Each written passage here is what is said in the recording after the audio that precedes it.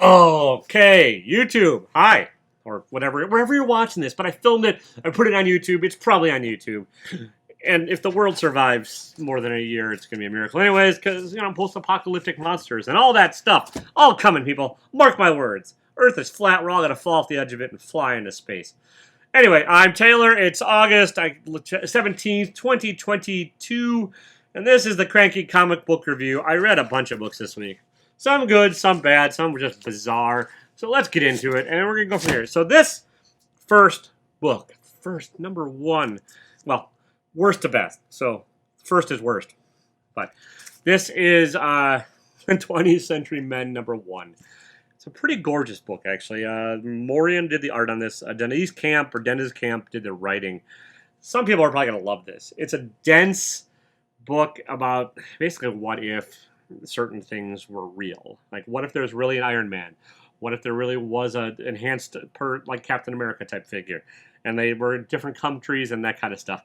It's not the world's most unique concept, but this is unique in its execution and tries to like play political theater, guessing games as far as what that would do. I just really didn't like the storytelling style. It's very dense, very verbose, with a lot of inner monologue, and it jumps all over the place as far as whose point of view and who you're talking to. There's timey-wimey stuff.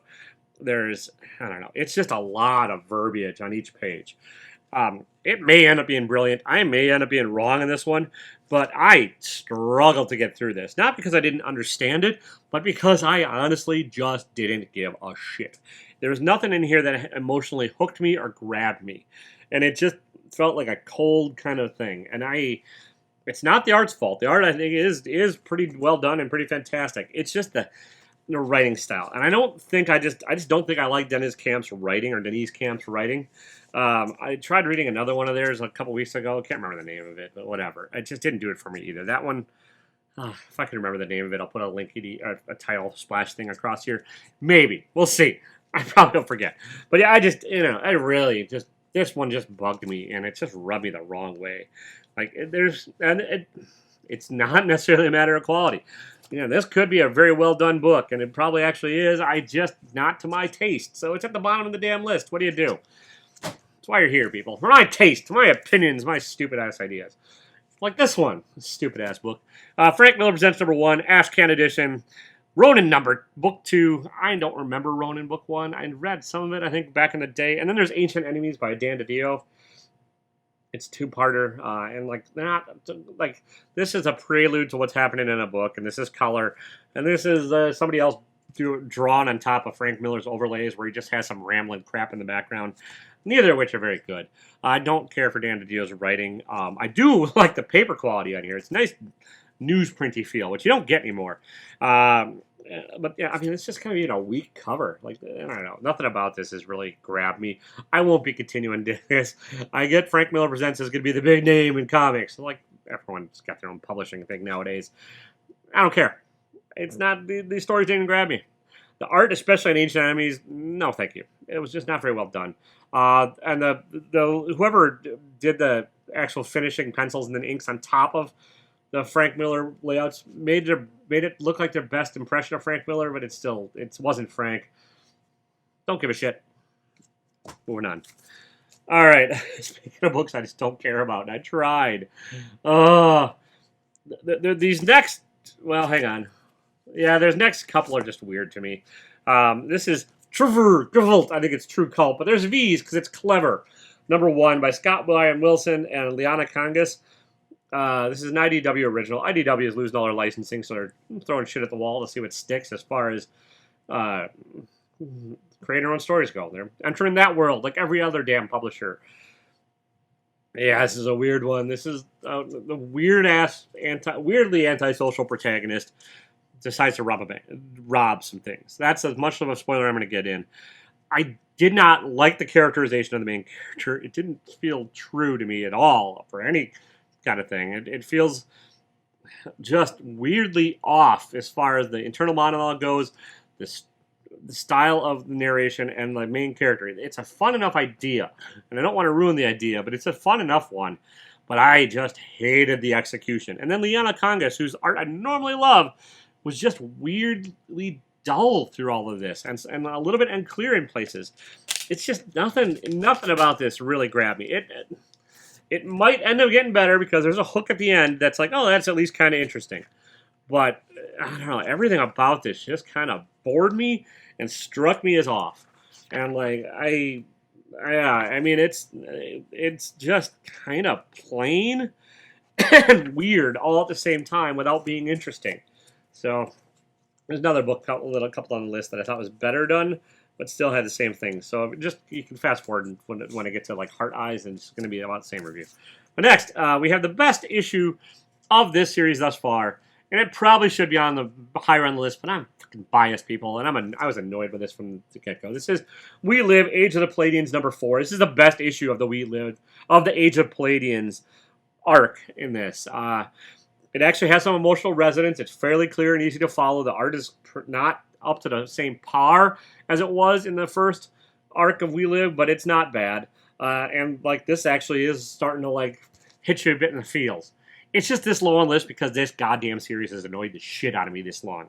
I will reread it when it's all said and done, and I'll probably make a video saying, hey, well, my opinion's changed, it's freaking brilliant, or nope, same as it ever was.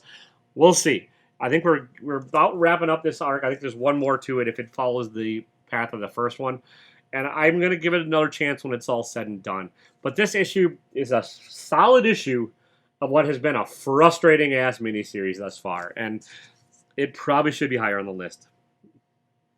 I don't care. It's my list. I can do what I want, people. I'm cranky, goddammit. I'm not. Today's actually been a pretty good day. Whatever. I had tea. Cocoa tea with a little bit of cinnamon in it because I can't do coffee. But okay, so Hard Eyes. Just rewind and rewatch the video of Kvlt and you'll get there. No, this actually, I like this one a bit better. Dennis Hopeless is a writer, and I've liked some of his other stuff. I can't remember what he did. I think he did an arcade story for Marvel I kind of dug, or an X-Men story. Whatever. He's written for the big two. I know that. And I actually like Ibanez Duke's art a fair amount on this. It just features a really odd main character who may or may not end up being the main character, but this main character is just bizarre. And the dialogue and the way of speaking and the structure, everything about this is structured very oddly. And like Jason Aaron quotes, a gorgeously imagined fever dream. Excuse me. That is kind of accurate. It's a gorgeous book. It's just really weirdly told. It's a post-apocalyptic tale. There's monsters. It's a spin on things. And like there's a reveal at the end where it could end up being fairly interesting. I just don't think I'm along for the ride because I don't think I give a shit. There's more here to grab me than there was in Kvlt, but not by a whole lot. I don't know. There's just something with the structure and the way that the characters are interacting. And it's not even just the main character in this one. It's just the character interactions and the dialogue does not feel natural and it does not feel accurate, and it just kind of, you know how you have that inner voice and it's like you can just sort of tell when things are off. You really can't necessarily put your finger on it, but you're like, that's not how people talk. That's this. And that was Kvlt. And it's enough where it's like fingernails on a chalkboard for me, where I'm like, I don't like this. There's something, it makes me itchy. I don't like to be itchy, people. I like to be well lotioned. All right, next. We have a book that I'm going to wait for trade paperback after this. It's hard enough to find. If there's not a trade paperback, I might miss out. I'll probably have to find it later. I have a feeling it'll be in the cheap bins later. But for now, it's $6, people. $6 goddamn dollars. And this might have come out a couple weeks ago. I don't know. I bought it this week from my comic shop. I think it came out this week, but I don't know. It wasn't on the shop. Doesn't matter. Duel number 3. I love Duel number 1. Duel number 1 had an amazing, amazing hook. Duel number 2, solid. Duel number 3, okay. It's pretty predictable in the action. It's still a gorgeous book. And like well drawn when Alex McCormick is drawing what's going on. And I don't know if there's just a lack of communication between the writer and the artist, or if it's a choice. But if it's a choice, it's a really fucking annoying one. Because there's a lot of instances in here where there's dialogue bubbles and they just are not showing what is going on in the screen or in the panel. And instead, they're just, you have the name of who's talking and then what they're saying. So you have to know the names of the characters, and you have to know who's talking and where they relate, and it just takes you out of the story. And it strikes me as a very lazy storytelling device, and that could have been easily overcome if they would have just had possibly boring talking heads, but boring talking heads are better than an exterior shot that does nothing. So if you see there, like, that's a pretty prime example of what's going on. Lots of agents talking. And instead of drawing the agents talking, you get a shot of the, I don't know, the White House, the Pentagon. It doesn't fucking matter. It's not what's going on. And it either was a rewrite, or there's just something off where you're like, what the hell, that's annoying. The plot itself is fine. It's fairly predictable, and you kind of get where you're going. And then there's a last page thing that's supposed to be the B plot, but it hasn't progressed at all since issue number 1. It's solid, just not my favorite of the stories, and I'm not going to keep paying $6 for this right now. It's just, if it's a 10-issue thing or however many issues it's going to be, that adds up.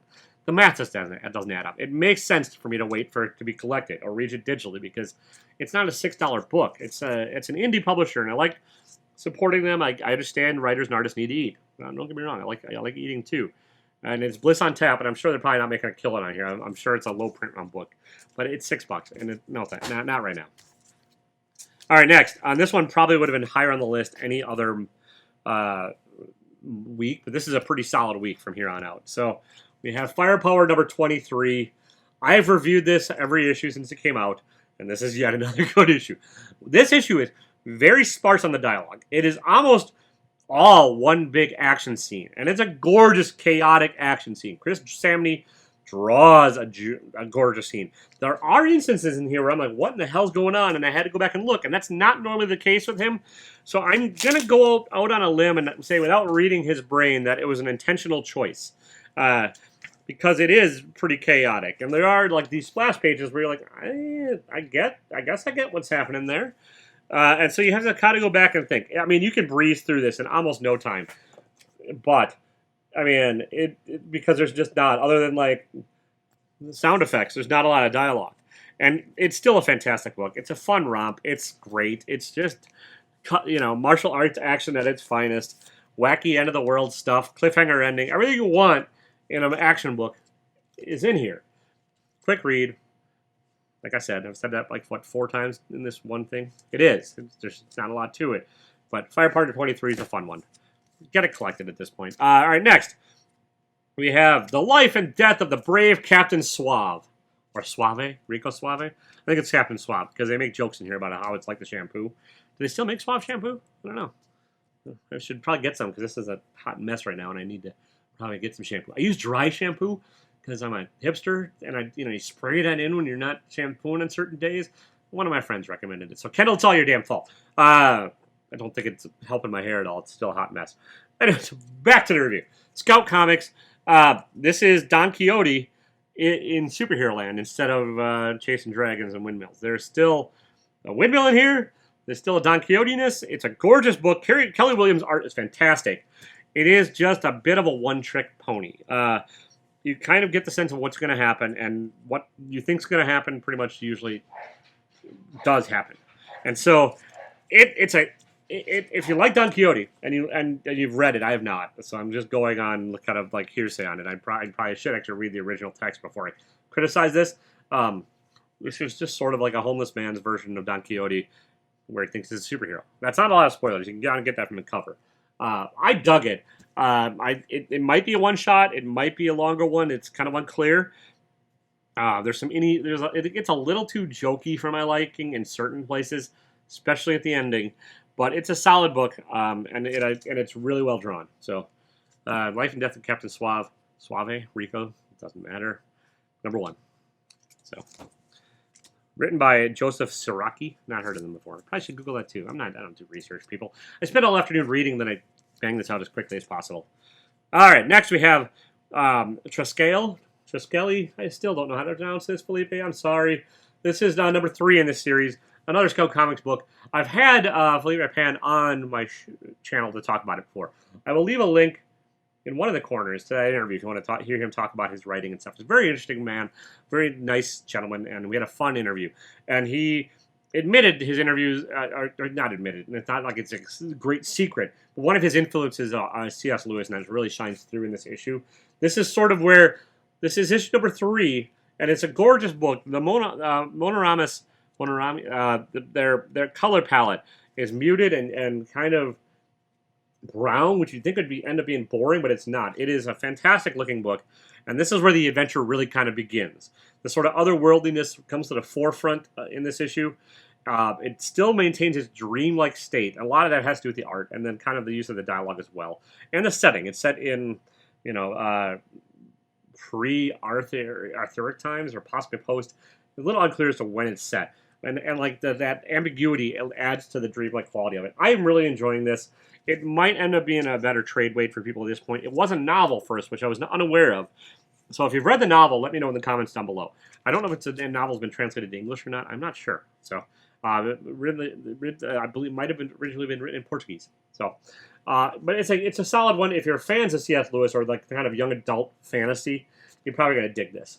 This is the issue where it's like really seems to be picking up steam. I think it's a 7-issue mini, so we're getting to about the halfway point. Solid one. All right, next. We have, and this one has been a surprise book for me that I wasn't expected to like as much as I did, I like this better than the first issue. This is solid, or Above Snakes #2. And an individual title, Sean Lewis on the writing, and Hayden Sherman on the art. Hayden Sherman's in another book in this too. It's a revenge tale. Dirt and his talking bird, whose name I forgot, but the main character's name is Dirt. That's all you really need to know. And yeah, it's a loss and revenge, and the Above Snakes is the name of the gang that Dirt wants to get revenge on for killing his wife. Not a ton of spoilers. It's in the first issue. This issue is the plot wise, it really kind of is fairly straightforward, and it telegraphs its punches a little, but it's an effective enough story. If you're in the mood for a Western, which there just aren't a lot of lately, you could do much worse than this. So I'm digging it. It's like a weird fantasy Western with a talking bird, and gorgeous art, and a solid enough story to keep me engaged. I'm liking Above Snakes. I really probably actually should wash my hair instead of using the dry shampoo. Next! All right, if you want an escapist barbarian book, there we go. Look at that transition. I have loved this title from issue #1. This is issue #1, technically, of the 3rd arc. Well, there's a 3-issue arc, one shot, and then this. And this is Barbaric Axe to Grind #1. This is just fun. Marici is just having a blast writing this, and Gooden is back on the art. There was a different artist for the one shot that just came out that I can't remember the name of, but it doesn't matter. This is Owen and his talking axe named Axe. A bloodthirsty axe that grants Owen immortality, but then he has to kill on the side of righteousness only. It's a kind of stupid idea. And the plot is also not necessarily stupid, but it just feels like your best Dungeons & Dragons session if you've ever played the game. Ramped up to like level 10. Maybe 11. And it's just, if you want a fun book that like is really well executed, I would just recommend Barbaric. Especially if you like Conan and you're missing like something along those lines of like just kind of sword and slashing and sword and sorcery kind of fun. Pick up Barbaric. I think it's a badass book. I would like to see it. Well, I don't know if I'd like to see it adapted or not. I don't care. Somebody asked me that in a comment on another video as far as whether or not I would like to see books adapted into comics, into other media, and I generally say no. And this one I think is a no too, just because it doesn't need it. Like I'm enjoying it for the comic's sake. I don't need to enjoy it in like a TV show or a movie. I don't know if this one would translate especially well, unless it was animated and it had to be really well done. But it's a gorgeous... I overuse the word gorgeous, too. It's not really gorgeous. Gooden's art is not gorgeous. It's sketchy and bizarre at times, but it fits the title. And it's brutal and funny and sarcastic and, like, evil all at the same time. So, yeah, I dug Barbaric, and I'm digging this one. If you've not been reading it, you're missing out. So, there you go. All right, we got a couple left. I'm trying to get this a little faster, even though it's a long week and full of books. Also, my LCS has been having issues, and this having issues. Get it? Comic book issues. It's just, I should just open a comic shop called Issues. A lot of the Marvel books didn't show up this week, so this is a Marvel-free week for the most part. I don't think there's any in here, which is okay. So no Edge of Spider-Verse, no Avengers 1 million. I'll get them when I get them. It's fine. All right, next. We have Scott Snyder and Hayden Sherman. Remember? Hayden Sherman did the Above Snakes. Also did this. This is Dark Spaces Wildfire issue #2 from IDW. IDW's losing all their licenses, so they're coming up with create your own stuff. This is Much better than the other one I talked about down below, True Cult or whatever. This is Scott Snyder knows how to write a book, and Hayden Sherman's art on this is fantastic. And this is women firefighters who I believe are on like a day release from prison, and so they go out and fight fires, and then they scheme up a plan to rob a house. That's the premise of the book. The first issue is a lot of setup, and this is where the actual heist starts to take place, and it's great. It's a very fast read as well. And like, you know, it's a little self-aware in places. And the characters are not necessarily aware they're in a story, but like there's like jabs at the tropes that go along with this kind of story. It's thickly lined, well illustrated, brightly colored. You're never confused as to what's going on. Like, I was really not aware of Hayden Sherman until last month when he had a couple books out. I dig his art. Kind of reminds me of Paul Pope in this issue, mixed with a little bit of Daniel Warren Johnson. His style shifts, I'm not sure the gender. Their style shifts a bit on each book, and yeah, it's impressive. And this is a fun crime story that's just told by a guy that knows how to write stories. I like this. I'm hoping it keeps up. I was worried issue number 2 would be a drop-off from issue number 1. It's not. It's a solid continuation from issue number 1. And yeah, it's a good heist book. So if you like heist crime comics, I'd say pick this one up. All right, we've got 2 left. And this one, okay, this one is a contender for the book of the week. It's just not going to quite make it. I don't want to give Tom King that much praise. So take that for what it's worth. This is Batman One Bad Day, the Riddler number 1. Also, that title's just fucking annoying. But yeah, this is Tom King and Mitch Gerads in a one-shot. And it's the one-shot of like kind of an origin story of the Riddler, also the motivations of the Riddler, and Batman's reacting to it, and why the Riddler should be feared as a badass villain. And it's really well done. Gerard's art is fantastic. Look, I didn't say gorgeous. I used a different adjective. It is like I like his art here a lot better than I did on the Adam Strange story. And I like that as well, but I really liked his art in this book. I think it's very well done. It's a very clearly told story. Not a lot of timey-wimey stuff, even though there is some of it, because it's Tom King and he couldn't tell a story without going backwards and forwards in time. But it's a fairly straightforward story. The characterization of the Riddler is what really gets to me, because I dug it. It just makes him turns him from a joke into something brutal, with an ambiguous enough ending, because it's Tom King and you have to have an ambiguous-ish ending, that you don't know if this is in continuity or not, and if certain things happened or if they didn't. But yeah, this is a really fun book. I think it's probably fairly pricey. I don't know why I put it back in the thing without talking about the price. It's just been one of those days, people. Good day. $8. It's an expensive book, but it is square bound, and it's gorgeous. And this is probably my favorite cover of the week. And it's a contender. Not for 9.8. I know people use that on those videos. Like, it's a contender for you 9.8. No, I read this damn thing. It's not going to get a 9.8. But it's a really well done story. And Tom King is hit or miss for me. So this is, for me, that is high praise. He's been missed a lot for me lately. But I dug this one. Dialogue heavy, as always, because Tom King loves his dialogue. But it works in this one, I felt. All right, next. My favorite book of the week. And my favorite miniseries thus far this year by like a lot, and also surprised because I was not expected to like it as much as I did, because it's a topic I didn't think I would like as much as I do. But we have Do a Powerbomb number 3 by Daniel Warren Johnson with coloring by Sean Spicer. This is just a fantastic. Okay, now I know I used fantastic a couple times. This is an ebullient. This is a lovely. It's not lovely. It's gritty and grim, and it's about pro wrestling in hell. It's just it's a cool ass book. It really is. It doesn't quite have the emotional resonance of the first 2 issues, but that's not really possible given the revelations that happened in those previous issues. It does still have it, and it is in its own way poignant and heartfelt and well-meaning.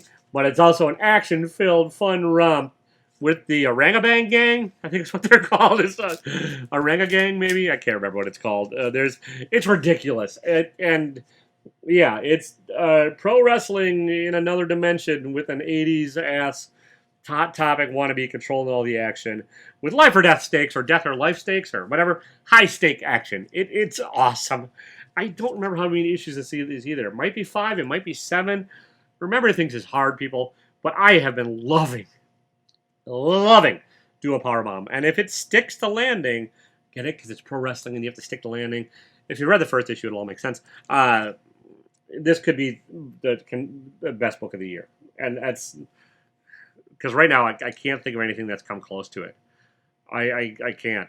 It's awesome. I mean, it is just like, I need to go back and read Murder Falcon. I've never read that. I really liked Daniel Warren Johnson's Beta Ray Bill miniseries, but that's the first thing I've read by him. So like, I need to go back and read some of his earlier works. If you've read Murder Falcon, let me know in the comments down below, because if it's worth reading. I've heard good things about it. It's just I haven't picked it up yet. Yeah, this is something special, and it's the pro wrestling in an alternate dimension. I was like, well, how the hell is he gonna make that into a good book? But he's done it, and I really like this. So that's what I've got. That's what I've read this week. I will, as always, have my top 5 written out in more detail with a little bit different thoughts on the matter on my Substack, which is going to be in a link down below, or it's taylorwinder.substack.com if I remember to add that to the editing. If you want to support the channel, I do have merchandise available, not just with my name on it. I don't think there's anything with my name on it, at taylorwinder.com, where you can buy comic book shirts. If not, it's fine. You don't need to. But I would love it if you hit the like button. Hit the subscribe bell. I'm working on getting to 1,000. I keep hovering around the 900 mark. I keep adding robots and then losing subscribers and whatever. I was down to $8.99. It pained my soul a little, because other people are catching up to you, those sons of bitches. Nah, whatever, it's fine.